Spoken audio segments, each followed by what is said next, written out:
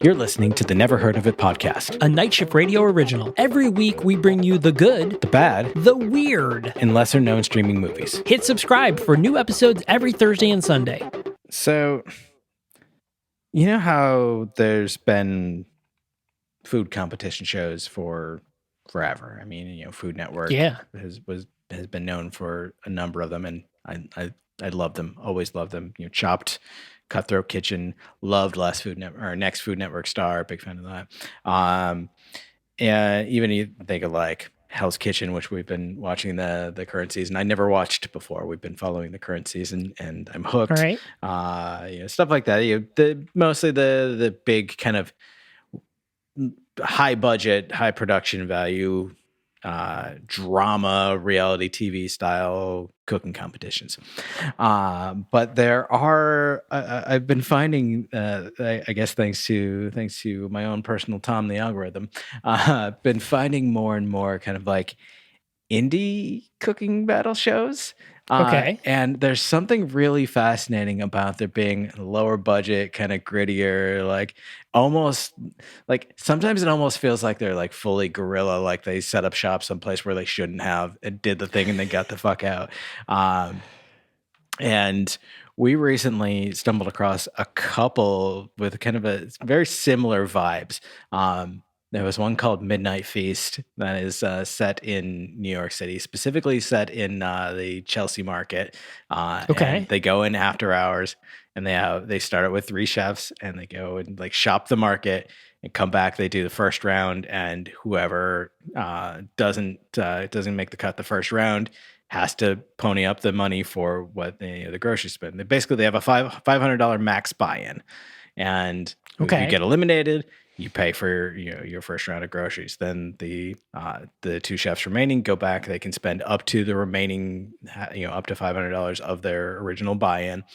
And again, whoever loses has to now pay for both rounds of their groceries, but whoever wins gets 10x what they spent. So they're incentivizing, go spend some money in the Chelsea market. Spend a lot of money. But I like it because it is very clearly a lower production value show. Not in that it's a lower quality, but it's very clearly it's kind of like we got a few cameras. We got a host, a couple of judges. We're just gonna fucking make this show at night when everyone's gone.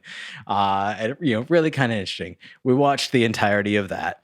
But then we found another one. What was the name of that show again? Midnight Feast. Midnight Feast. Okay.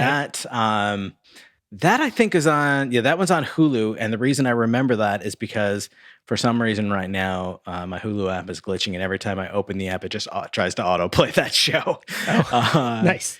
But we also stumbled across, might also be on Hulu, but honestly, I cannot remember off the top of my head where it's streaming. Oh, watch on Hulu. IMDb is telling me Late Night Chef Fight. And the thing I love about this show is that apparently this is just a thing that's been going on. We're going from New York City now all the way out to Las Vegas. There's this event that's just apparently been going on for years there where they get local chefs together and they have them do kind of a first like kind of qualifying round. Whoever wins this like mini challenge, like it might be like you have 5 minutes to make a mayonnaise, or like make us your best guacamole in 3 minutes, or whatever, or a quick challenge. Whoever wins that gets to pick from one of 2 food trucks that have been parked on the lot that isn't one of theirs. It is someone else's food truck. It is just a known truck from around. But the catch is, there's not a shopping round. You don't get to pick your ingredients. You pick a truck and you go in and like whatever ingredients are there, you can use, and whatever equipment happens to be working. So like you might walk in and the flat top is broken. Like the only thing you've got is a deep fryer. Like you might have like a drawer full of tomatoes, but like no oil or anything like that to cook in. Like it's just, anything goes. And it's just like a test of like, what's your creativity? And that one, so as much as like the Midnight Feast one is very New York City style, very like foodies trying to outdo each other, and like it's very like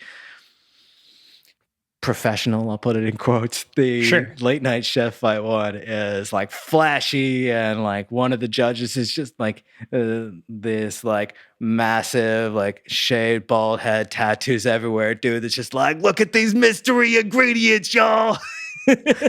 Just very, very exactly what you think like celebrity chefs are nowadays. Yeah. It's like completely different vibe being set in Vegas. It's like this late night party atmosphere versus the midnight feast being set in New York. It's like it's almost like don't tell anyone we're here sort of thing. And like it's really fascinating to see these more kind of, we'll call them underground cooking competition shows popping up. There was a few that watched a while back. There was the show Bong Appetit, which I know that like you aren't into weed humor, but that's hilarious Right. to me. It Okay. started out as like this guy would invite a chef over to his house and like kind of give them like a theme meal, and like they would cook like this whole like multi-course feast for him and his guests. Like he would throw a dinner party and all the guests would show up, and the chef would cook with this massive pantry full of cannabis and cannabis products. And they were encouraged to use as much variety as they could, whether it be like fresh flour or the terpenes or oil or make butter or like use their own, like sometimes they'd bring their own edibles or whatever, like really, really fascinating. They'd make a cocktail round, an appetizer, and it would just be like a dinner party, but it'd be like educating. Well, they got to season 3 of that, and it turned from dinner party into competition show. Okay. And it was that same format. You start with the three contestants, and they have a theme ingredient, and go. But you're cooking with weed. Yeah. I love this idea of just kind of like, well, maybe I'll start a cooking competition show. Right. Like, I don't know. what would my twist be? What would your twist be? Mine, so as somebody who is not into food at all, mine would be like I would go to like poor people's house and like just throw them in the kitchen and be like, you've got to make a 3-course meal out of like whatever they have like lying around. And I think it'd be really interesting, one, because somebody who is doesn't have the means to make really good food would get a chance to be like, oh shit, like there's so many different things I could do with what little I have, but also it would also educate others.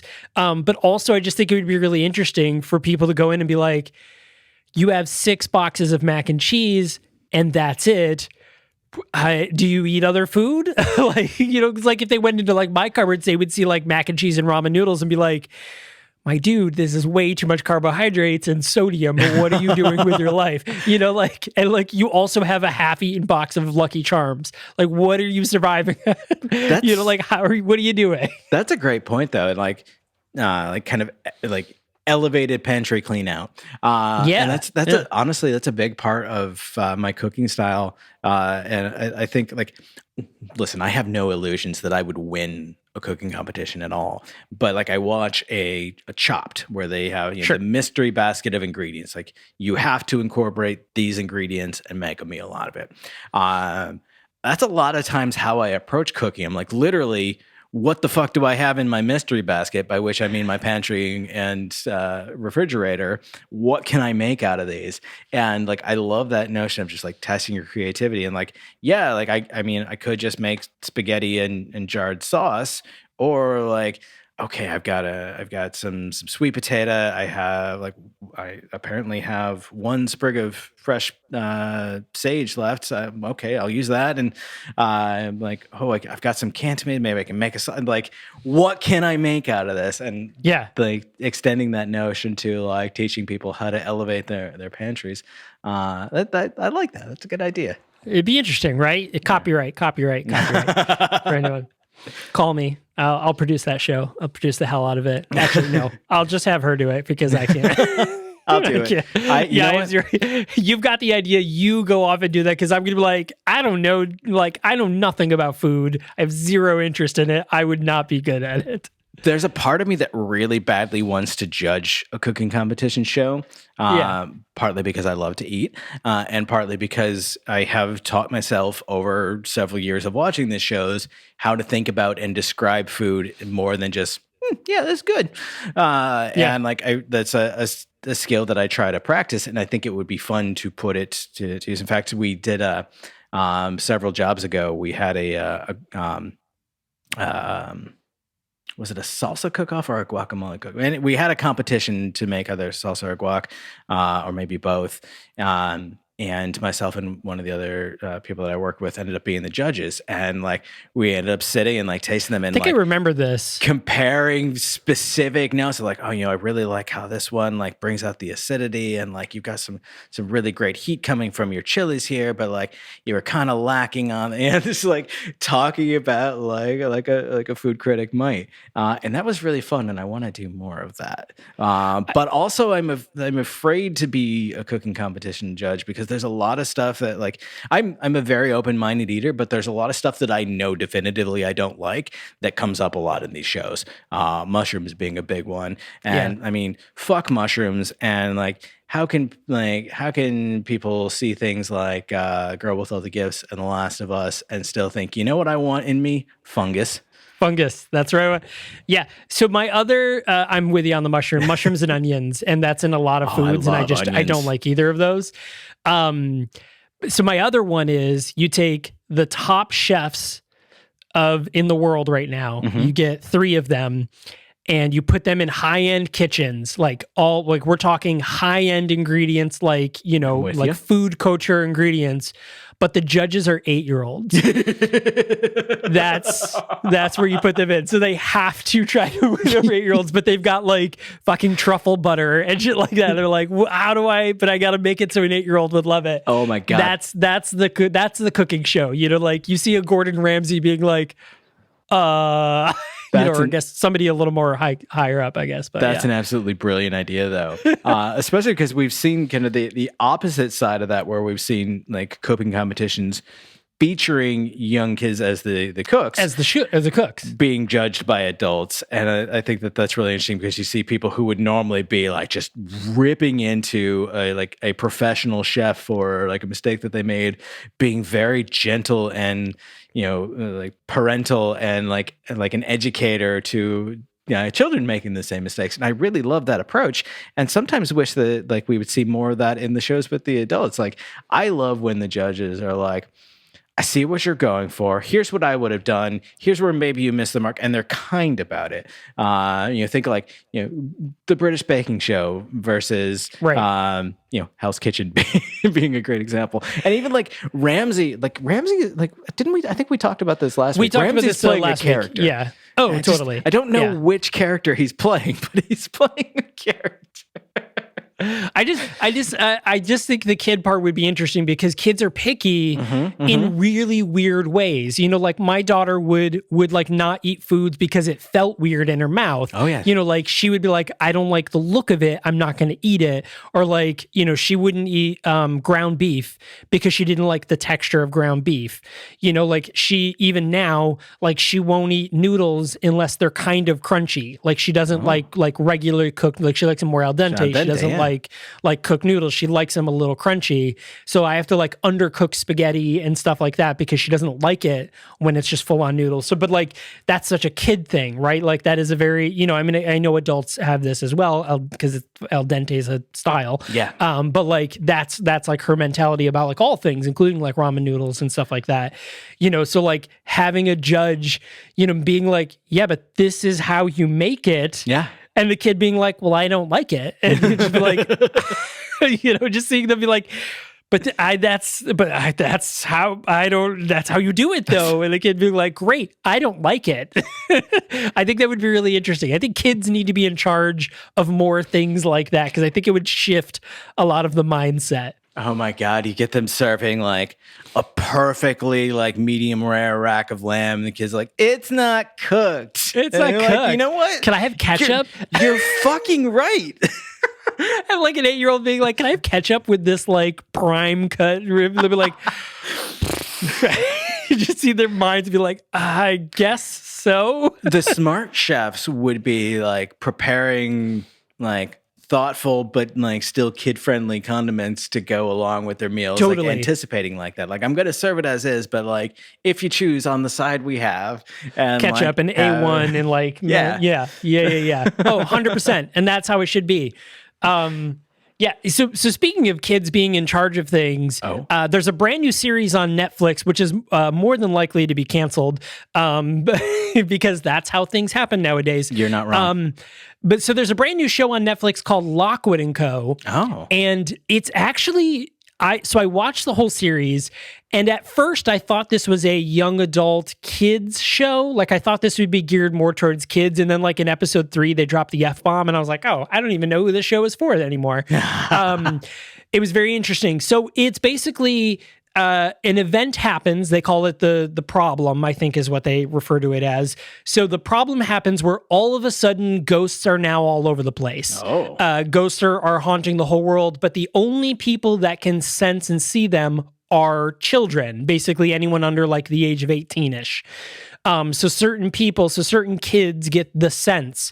And there's like 3 different versions of it. There's one where you can see them. There's another one where they're called listeners, where you can like hear and interact with them and talk to them and feel their feelings. And then there's one other, and I forget what it is because they don't really... It's not really broad. It's not really like a main point, but there's another one. But there's different levels of each. So there's listeners that are like, hey, I can just generally listen. And then there's ones that are like, I can sit down and have a conversation with this ghost. So that's like the tier 3 ones. So it basically centers around this group, 3 teens, 2 boys and a girl, and they're off fighting ghosts, but there's like agencies, it's been like government agency to death. It's set in England. So they're kind of off on their own. They're their own little like agency, but they still have government oversight. But normally there's supposed to be an adult that like monitors them, but this agency doesn't have an adult that monitors them. And they're all, I would say, 17, 18. I think they have to be at least 18 because they are drinking. But because in England it's 17, I think, to drink. So they got to be at least 17. But it's very interesting. The show was really good. It had a really good flow. I thought it was very interesting.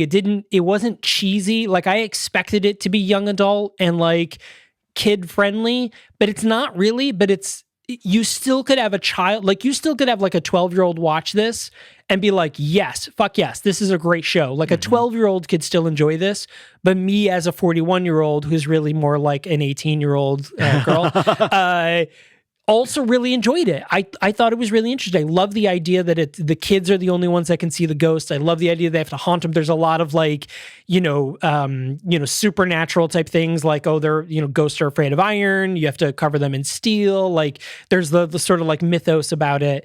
And I thought it was really interesting, and it leaves you with a good world building thing of like, ooh, there's conspiracy behind this. And maybe the adults aren't exactly telling the truth about like how the problem occurred or how long it's been going on type thing. Really, really cool. I really, really enjoy the show. Definitely recommend watching it. Hopefully there's a season 2. It was the number 2 most watched Netflix show. Oh, so it's definitely going to be canceled. Right. So it was the number 2 most watched show. It never broke into number 1. It lived in number 2 for like the first week, and I think now it's down to number 5. It's only been out for about a week and a half or so. At this point, it's been out like 2 or 3 weeks. So it was in number 2, dropped down to number 5. So it's kind of up in the air of whether it'll get renewed or not. I really hope it does, though. I really enjoyed this show. I love the perspective that you offer when it comes to like whether or not something is good for kids, because you would think that there would be like a base level sense of just what generally is and is not age appropriate. But that's not really true. 'Cause I have no fucking clue what would be like considered quote unquote appropriate for kids, what would be too young, what would be too old, like what age groups would like. Well, I have no concept of that whatsoever, and I don't know that I ever really have, including for myself. I mean, I've told you enough times, like I was reading Crichton in middle school, and got one of his books taken away from me. But then again, like as a late 20-something adult, I was still reading a lot of like young adult. Actually, like even in my 40s, I was still every now and then pick up like a young adult fantasy novel, or like watch I love cartoons. I have no concept of what age groups things are set for. So I always love hearing your perspective on that. Yeah, I mean, for the most part, at the age that my daughter is, she's about to be 11. At the ages she's in, violence for the most part, aside from like torture, it depends on what it is. She's into scary movies now, right? So like she's wanting to be scared. So the violence isn't so much of a big deal. The sexualness is what gets me. It's like it's one thing to talk to them to say like, if like a characters are saying like, I love you, we're into you, maybe we'll sleep together, like saying, like referring to sex. Mhm. But like if they get in detail about it or graphic about it, that's where I'm like, nope, we're done. Like this is not a show. Anything that's like overly sexual, that's where Fair. like I kind of draw the line. But the violence part of it, I think this is very much dependent on child. Yeah. She understands, I mean, having been in a horror movie herself, she understands the idea that it's faked, like she saw like how we made the fake bodies for the night house, and stuff like that. So like she saw how it looks, like she understands that it's all, it's make believe, and her dad makes movies. Yeah. She understands how it works. So I think like in her mind she can separate the idea of the violence from something actually happening. So I think it's a little different for her. Judge that obviously if your own child, like what are Sure. they going to be okay with and what are they not going to be okay with.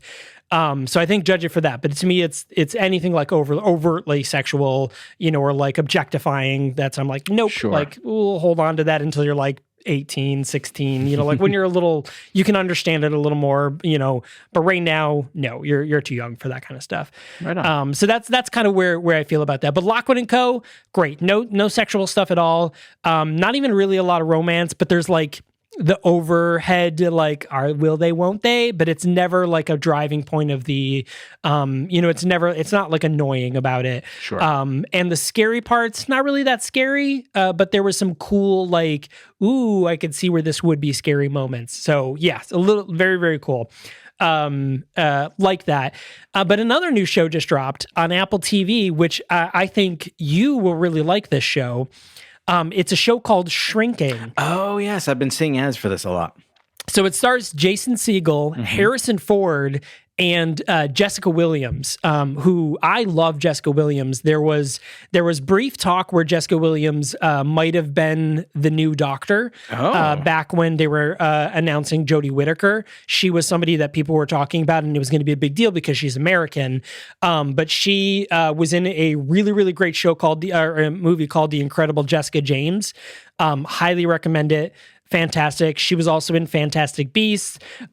She's in Two Dope Queens. She's in a lot of great stuff. She's not the main character. She's one of the main characters, but she's not the main character. It really follows Jason Segel, who people I would say most likely know from How I Met Your Mother or Forgetting Sarah Marshall. So he is one of the writers for this show, but the showrunner for this is Bill Lawrence. Who was the showrunner for Ted Lasso, which everybody loves, but also Scrubs, which was one of my favorite shows There you go. in the world.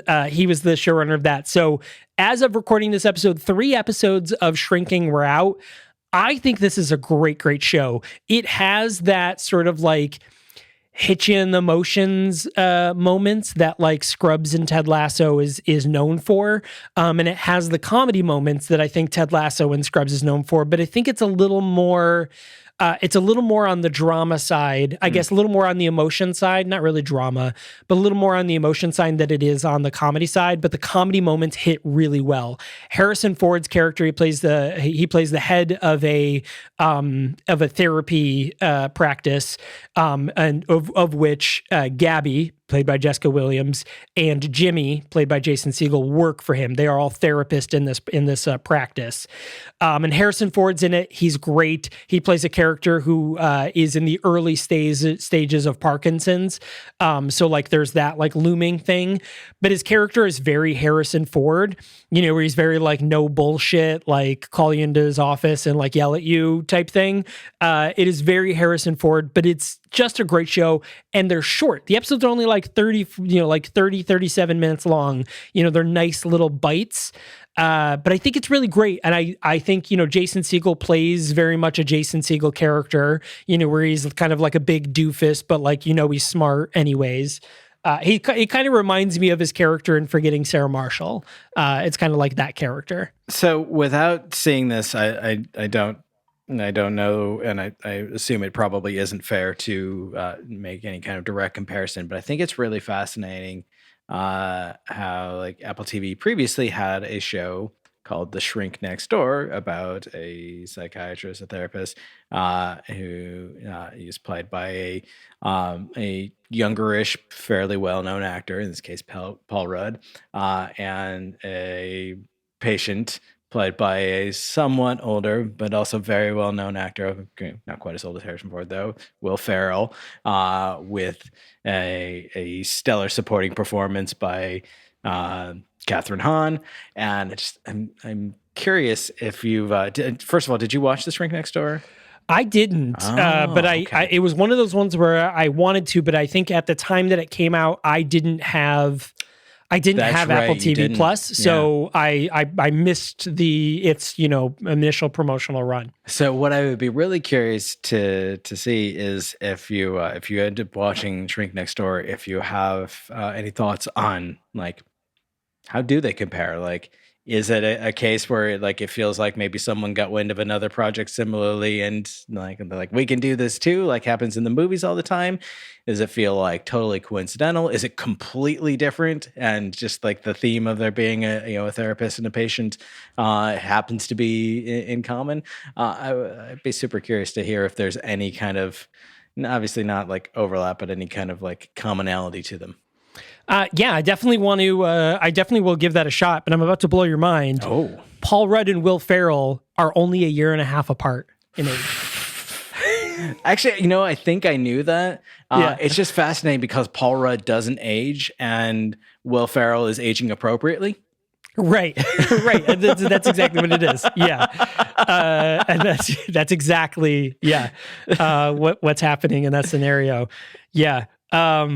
Yeah, so Shrinking on Apple TV Plus. Have you been watching it? Let us know. I want to know. And if you've watched The Shrink Next Door, is there any similarity? I'm gonna have to give it a watch now to see what the difference is. I think from what I know of The Shrink Next Door, I think The Shrink Next Door is more of the patient is the main character. Yeah, and it's kind of like the driving force, whereas on Shrinking, it's the therapist who is the main character. And Shrink Next Door is very much a drama with comedic elements. At least the trailers for Shrinking seems to maybe like flip it the other way, where maybe it's a comedy with some dramatic elements.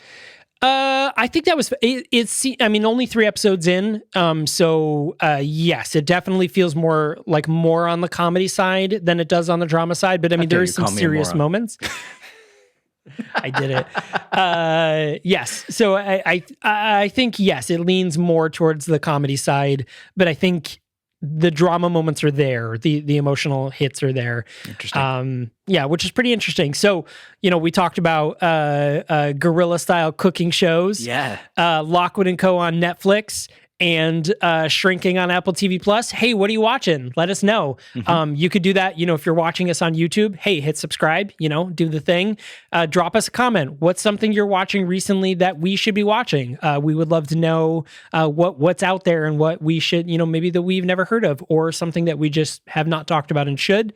If you're listening on your podcast player of choice, Night Shift MG over on Twitter and Instagram. Drop us a line. Tell us what we should be watching and listening to. We would love to know all of that stuff. And of course, wherever you are, make sure to hit subscribe and leave a rating and review if possible, or a YouTube comment, whatever it is, because as we learn in our upcoming episode where we talk about the movie I'm Your Man, which is streaming on Hulu, it's all about that algorithm, baby. It's true. That's what makes the world go round. It's what makes our world go round. You have to teach it to love us. That's exactly what it is. So there it is. Now you know the movie we're talking about as part of our unconventional love stories in February. So I'm Your Man, streaming on Hulu in America. Brand new episode this Sunday. And so thanks a lot for joining us, everyone. We super appreciate it. We got brand new episodes every Thursday and Sunday with I'm Your Man coming this Sunday. There it is. Thanks a lot for joining us, and we will see you on Sunday. Okay, bye.